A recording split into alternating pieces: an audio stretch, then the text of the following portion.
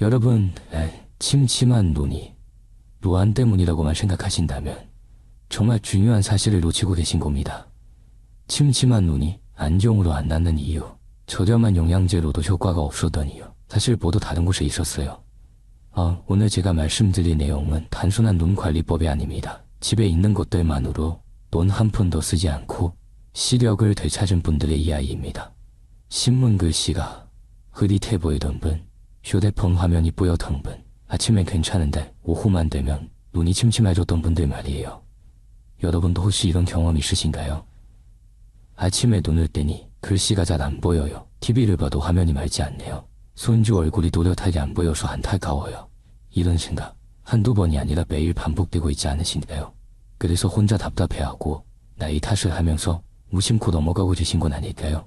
하지만 오늘 영상을 끝까지 들으신다면 그 부담감과 답답함에서 벗어날 수 있습니다. 여러분 안녕하세요. 맨날 청춘 건강 멘토 윤지호입니다. 오늘 영상에서 가장 도움이 되는 부분이 있다면 댓글로 꼭 남겨주세요. 여러분의 작은 피드백이 더 좋은 콘텐츠를 만드는 원동력이 됩니다. 지금부터 정말 중요한 질문을 던지겠습니다. 침침한 눈의 진짜 원인이 뭘까요? 대부분의 사람들은 렌즈가 문제라고 생각합니다. 수정체가 딱딱해졌나, 백내장이 생겼나 하고요. 하지만 여기서 놀라운 사실 하나를 알려드립니다. 임상통계에 따르면 시야가 흐리다고 병원을 찾은 고령층 중 실제로는 노안이나 백내장이 아닌 다른 이유 때문인 분들이 상당히 많다고 보고되고 있습니다. 그게 뭘까요? 바로 눈물이 부족하고 눈 표면이 손상되었기 때문입니다. 여기가 핵심입니다. 눈물이 부족하면 안정을 맞춰도 소용이 없습니다. 아무리 좋은 영양제를 먹어도 효과가 안 나타나요. 왜냐하면 진짜 문제가 다른 곳에 있기 때문입니다. 그렇다면은 이 문제를 해결하는 방법은 뭘까요? 병원? 수술? 아닙니다. 일상에서 바로 실천할 수 있는 방법들이 있습니다. 오늘 이 영상에서는 침침한 눈을 되살리는 정확한 원인 파악부터 시작해서 집에서 바로 실천할 수 있는 3가지 생활 습관을 완벽하게 알려드릴 겁니다. 메모 준비하세요. 절대 놓치지 마세요. 그렇다면은 침침한 눈이 정말 안경 탓일까요? 아니면 다른 원인일까요? 다음에서 그 진짜 이유를 파헤쳐 보겠습니다. 침침한 눈의 진짜 원인을 알기 전에 먼저 틀린 생각부터 깨워드리고 싶습니다. 대부분의 사람들이 침침한 눈을 2가지로만 생각해요. 첫 번째는 노안, 두 번째는 백내장. 맞나요? 하지만 여기서 놀라운 통계를 보여드리지요. 여러 안과 기관의 임상 데이터에 따르면 시야가 흐리다고 병원을 찾은 고령층의 상당수가 실제 시력 저하가 아니었습니다. 노안도 아니고 백내장도 아니었어요. 그럼 뭐였을까요? 바로 눈의 건조함 때문이었습니다. 생각해보세요. 많은 사람들이 원인을 잘못 알고 있었다는 뜻입니다. 그래서 뭘 했을까요? 수십만 원대의 고급 안경을 맞추고 비싼 영양제를 사 먹고 심지어 수술까지 고민하는 분들이 많아요. 하지만 진짜 문제는 다른 곳에 있었던 거죠. 여기서 또 다른 중요한 사실을 알려드립니다. 지금은 매우 위험한 시기입니다. 왜 그럴까요? 계절 때문입니다. 가을에서 겨울로 넘어가는 지금 실외는 차갑고 실내는 난방기로 뜨거워집니다. 이 환경이 우리 눈을 가장 빠르게 건조하게 만들어요. 난방을 시작하는데 습도 관리는 제대로 못하고 계신 분들 많으시죠?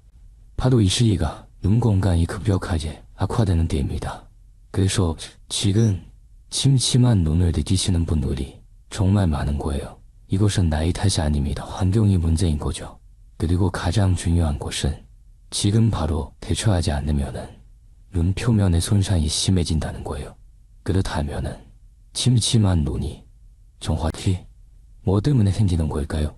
눈 안에 숨겨진 놀라운 비밀이 있습니다. 다음에서 자세히 설명하겠습니다. 침침한 눈의 진짜 원인을 설명하려면 우리 눈의 놀라운 구조부터 알아야 합니다. 여러분 눈에 렌즈가 몇 개 있다고 생각하세요. 대부분 사람들은 한 개라고 대답합니다. 수정체, 그 하나뿐이라고 말이에요. 틀렸습니다. 우리 눈에는 렌즈가 2개입니다. 하나는 여러분도 아는 수정체, 그리고 또 다른 하나는 대부분이 모르고 있는 눈을 덮는 얇은 눈물층이에요.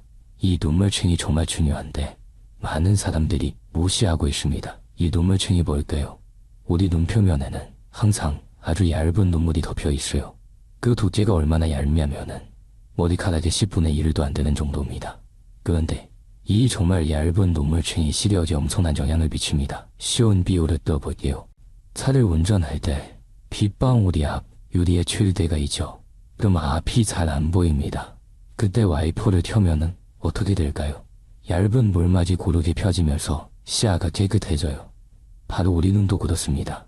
눈을 덮는 이 얇은 눈물이 눈 표면을 완벽하게 보호해줘야 빛이 제대로 굴져야 됩니다. 만약 이 눈물층에 구멍이 뚫리거나 얇아진다면 어떻게 될까요? 시각이 흐릿해지는 거예요. 의학 연구에 따르면 눈 표면을 덮는 이 얇은 막의 역할이 시력 품질에 미치는 영향이 매우 중요함을 보여주고 있습니다. 일부 연구에 따르면 이 보호막이 시력 품질에서 차지하는 역할이 상당하다고 알려져 오고 있어요. 이게 무슨 뜻일까요? 수정체가 아무리 건강해도 이 눈 표면의 보호막이 망가지면은 시력 품질이 급격하게 떨어진다는 거죠. 그런데 대부분의 사람들은 이 사실을 모르고 있습니다. 안경만 맞추려고 하고 영양제만 먹으려고 해요. 하지만 진짜 문제는 눈 표면에 보호막이 있었던 거죠.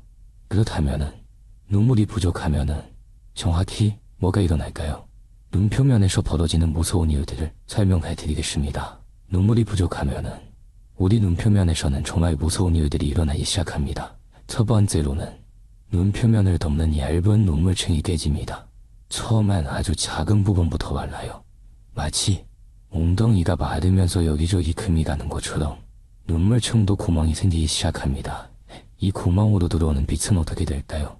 제대로 굴절되지 못하고 타방으로 흩어져 버립니다.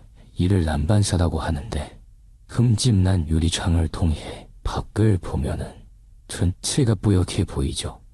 우리 눈도 정확히 같습니다. 눈물층이 깨지면 시야 전체가 흐릿해져요. 그런데 여기서 더 무서운 일이 일어납니다. 두 번째 문제는 눈의 가장 바깥층에서 발생합니다. 이 부분이 정말 민감합니다. 얼마나 민감할까요? 매우 많은 신종 말단이 분포되어 있어요. 일반 피부와 비교가 안 될 정도로 예민한 거죠. 이 부분이 이렇게 민감한 이유는 뭘까요? 보호가 필요하기 때문입니다. 눈물이 바로 그 보호막이에요. 그런데 눈물이 부족해지면 어떻게 될까요? 이 부분이 직접 공기에 노출됩니다. 바람도 들어오고 먼지도 들어오고 심지어 눈꺼풀이 깜빡일 때마다 마찰을 일으켜요. 우리는 하루에 평균 2만 번 눈을 깜빡입니다. 눈물이 충분하면 윤활제 역할을 해서 마찰이 최소화돼요. 하지만 눈물이 없으면 2만 번의 마찰이 그대로 이 부분에 상처를 남깁니다. 마치 깨끗한 유리창을 마른 수건으로 하루 종일 문지르는 것과 같아요. 처음엔 괜찮아 보이지만 시간이 지나면서 미세한 흠집이 무수히 생기죠. 의료기관들의 임상 관찰에 따르면 눈이 침침한 환자들의 표면을 특수 현미경으로 관찰했더니 증상이 심할수록 미세한 상처가 많았어요. 그리고 이 상처들이 시력 저하와 직접적인 관계가 있었습니다. 더 충격적인 것은 겉으로 멀쩡해 보이는 눈도 현미경으로 보면은 상처 투성이라는 거예요. 환자들은 자신의 눈이 이렇게 손상되어 있다는 걸 전혀 모르고 있었습니다. 그리고 이 상처가 더 심해지면 눈의 가장 바깥층이 벗겨져 나갑니다. 이 단계까지 가면은 시력이 급격하게 떨어져요. 더 심각한 수준까지도 떨어질 수 있습니다. 그렇다면 안경을 맞춰도 효과가 없었던 이유가 이제 이해가 되시죠? 하지만 정말 중요한 것은 이겁니다. 이 모든 현상이 되돌릴 수 있다는 거예요. 다음에서 그 방법을 알려드리겠습니다. 오후만 되면 눈이 더 침침해진다고 말씀하시는 분들 많으세요. 신문을 읽어도 흐릿하고 휴대폰을 봐도 화면이 뿌옇다고요. 아침엔 괜찮았는데 왜 그럴까요? 이제 그 이유가 명확합니다.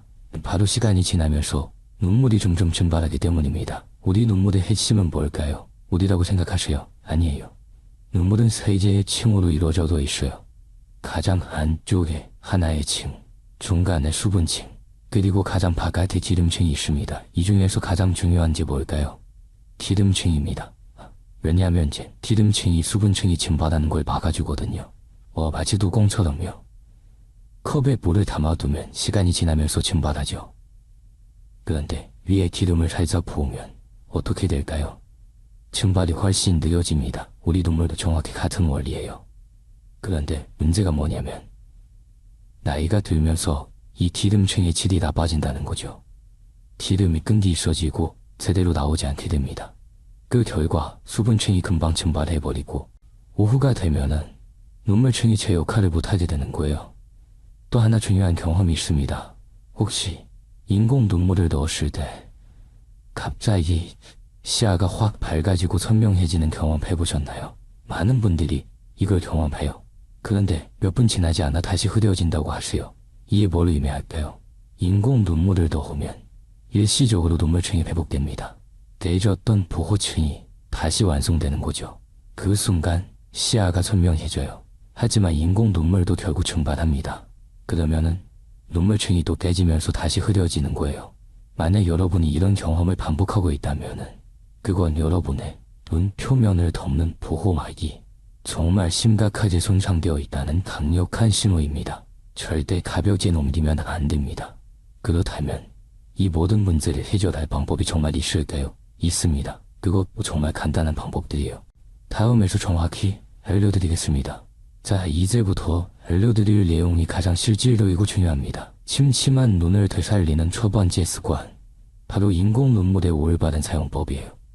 여러분, 지금까지 인공 눈물을 어떻게 사용하셨나요? 눈이 불편할 때 넣으셨다고요? 바로 여기가 문제입니다. 대부분의 사람들이 인공 눈물을 완전히 잘못 사용하고 있어요. 전문가들은 이렇게 말합니다. 인공 눈물은 치료제가 아니라 예방약입니다.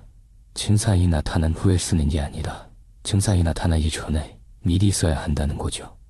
자동차 엔진 오일로 비유하면 이해가 쉬워요. 경고등이 켜진 후에 기름을 넣으면 어떻게 될까요? 이미 엔진이 부분적으로 손상된 상태입니다. 우리 눈도 똑같아요. 눈이 뻑뻑하고 불편하다는 건 이미 눈물층이 째지고 눈 표면이 손상되기 시작했다는 신호예요. 그렇다면 올바른 사용법은 뭘까요? 일단 횟수부터 늘려야 합니다.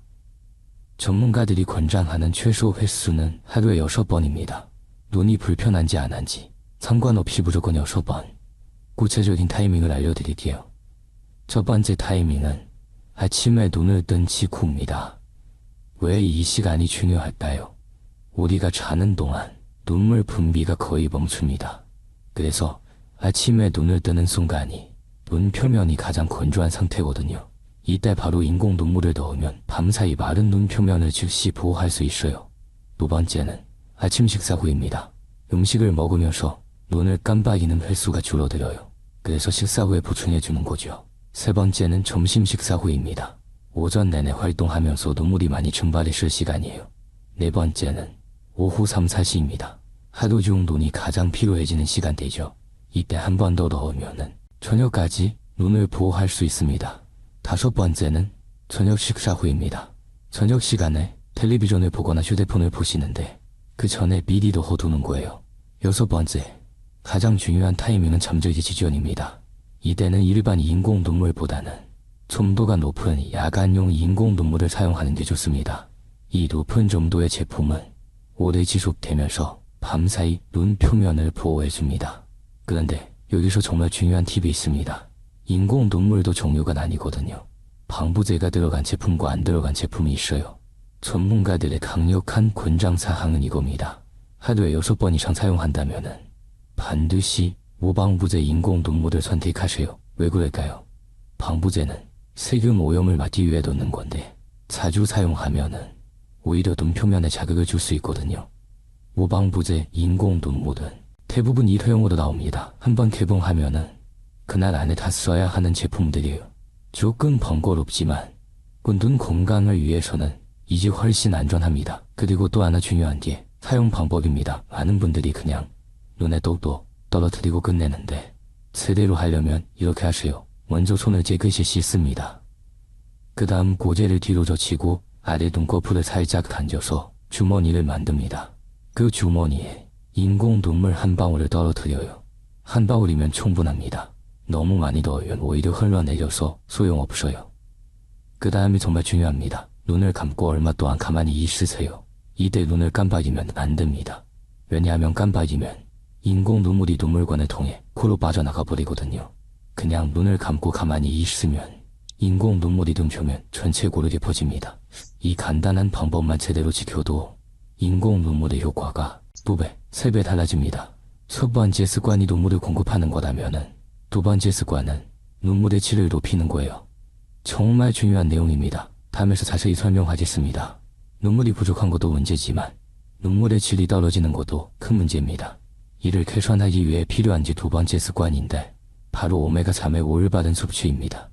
여러분, 눈물이 그냥 물이라고 생각하세요? 아니에요. 눈물은 세 개의 층으로 이루어져 있다고 앞에서 말씀드렸죠. 그 중에서 가장 중요한 게 뭐였나요? 기름층이었어요. 이 기름층을 튼튼하게 만들어주는 게 오메가3입니다. 의료기관에서 진행한 여러 연구에 따르면 오메가3의 섭취가 눈 건강에 미치는 영향을 확인했습니다. 일반적으로 오메가3를 지속적으로 복용한 사람들이 눈물 증발 속도가 의미 있게 낮아졌다고 보고되고 있습니다.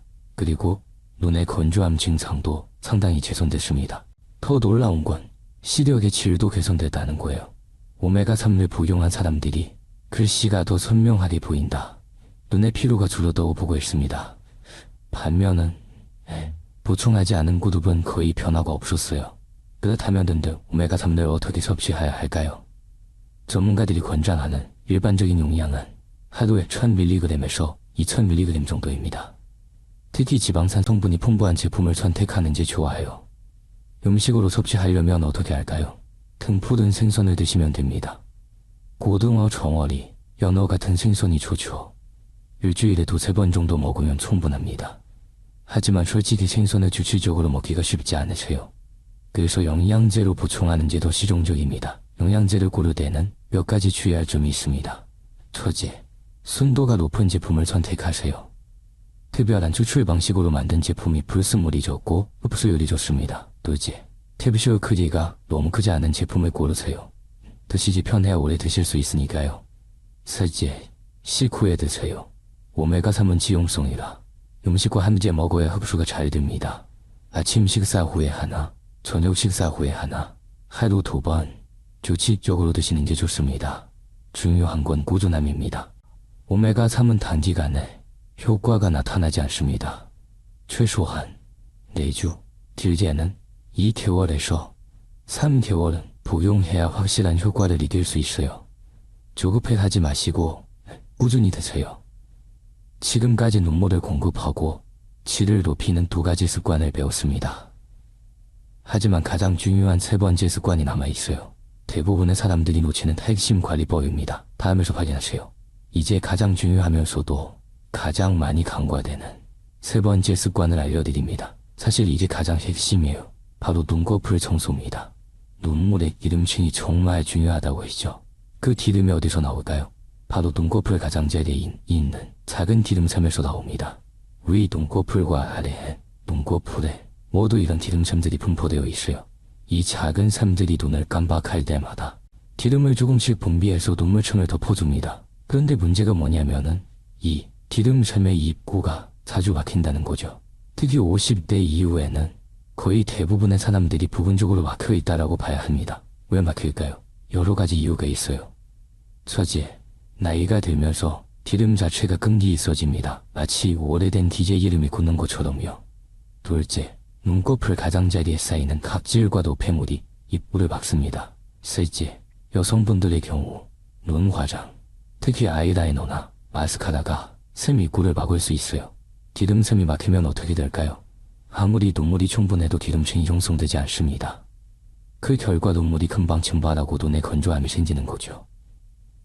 여러 의료기관에서 눈이 침침한 환자들을 검사했더니 상당수가 기름샘 기능 저하를 가지고 있었어요. 매우 많은 고령층이 이 문제를 겪고 있다는 거죠. 그래서 전문가들은 입을 모아 말합니다. 눈의 건조함 치료의 핵심은 눈꺼풀 관리입니다.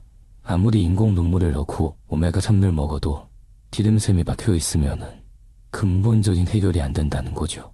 그렇다면 어떻게 관리해야 할까요? 바로 눈꺼풀 청소입니다. 방법은 정말 간단해요. 아침 저녁 세수할 때 눈꺼풀을 닦아주면 됩니다. 구체적인 방법을 알려드릴게요. 이걸 4단계로 나눴어요. 첫 번째 단계는 온찜질입니다.